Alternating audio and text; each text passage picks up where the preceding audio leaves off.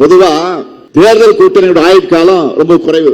ஆனா திமுக தலைமையிலான நம்ம கூட்டணி அதை உடைச்சிருக்கிறோம். பாசிச பாஜக வீழ்த்தணும் என்ற ஜனநாயக நோக்கத்தோடு 2019 தேர்தலுக்கு முன்பு தொடங்கப்பட்ட நம்முடைய கூட்டணி தொடர்ந்து நடந்திருக்கக்கூடிய 2021 சட்டமன்ற தேர்தல், இடையில நடந்த நகராட்சி உள்ளாட்சி தேர்தல், 2026 நடைபெற்ற நாடாளுமன்ற தேர்தல், இப்போ 2026 சட்டமன்ற தேர்தல் வரையிலும் கொள்கை உறுதியோடு தொடருது.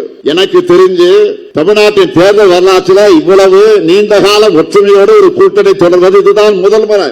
வளர்ச்சியிலும் சாதனை திட்டங்கள் மட்டுமல்ல, கூட்டணியிலும் நாம் வரலாறு படைத்திருக்கிறோம். வெல்வோம் ஒன்றாக. ஒவ்வொரு கூட்டத்திலும் ஏன் சொல்றேன்னா, கொள்கையிலும் வெல்வோம் ஒன்றாக என்ற பொருளையும் சேர்த்துத்தான் அப்படி சொல்றேன். அண்மையில எதிர்க்கட்சி தலைவர் திரு பழனிசாமி அவர்கள் என்ன பேசினார் பாத்தீங்களா? தேர்தலுக்காக தான் அவங்க கூட்டணியா அமைச்சிருக்காங்களாம். சர்க்கஸ் முடிஞ்சதை எப்படி கூடாரத்தை பிரிச்சு விடாங்களோ அதே மாதிரி தேர்தல் முடிஞ்சதோ இவங்க மறுபடியும் ஆளுக்கு ஒரு பக்கமாக பிரித்து தங்களுடைய நாடகத்தை கண்டினியூ பண்ணுவாங்க. இப்படிப்பட்ட என்டிஏ சர்க்கஸ் ரிங் மாஸ்டர் தான் பாஜக. அவங்க சொன்னபடி தமிழ்நாட்டு மக்கள் முன்னால் வித்தை காட்டுபவர்தான் பழனிசாமி அவர்கள் தான். என்ன பேசணும், தான் என்ன பேசணும் தெரிஞ்சுதான் பேசுறாரு. எனக்கு புரியல. அவர் லேபரா ஜாயின் பண்ணி வைக்கக்கூடிய ஓனரோட தலைமையிலான கூட்டணி கொள்கை இல்லாத கூட்டணி, சந்தர்ப்பாத கூட்டணி. அதை அவரே மக்கள்கிட்ட ஒப்புத வாக்கியமாக கொடுத்திருக்கிறார். 10 தோல்வி பழனிசாமி அவர்களை நீங்கள் மைண்ட் வாய்ஸ் நினைச்சு சத்தமா பேசிட்டீங்க.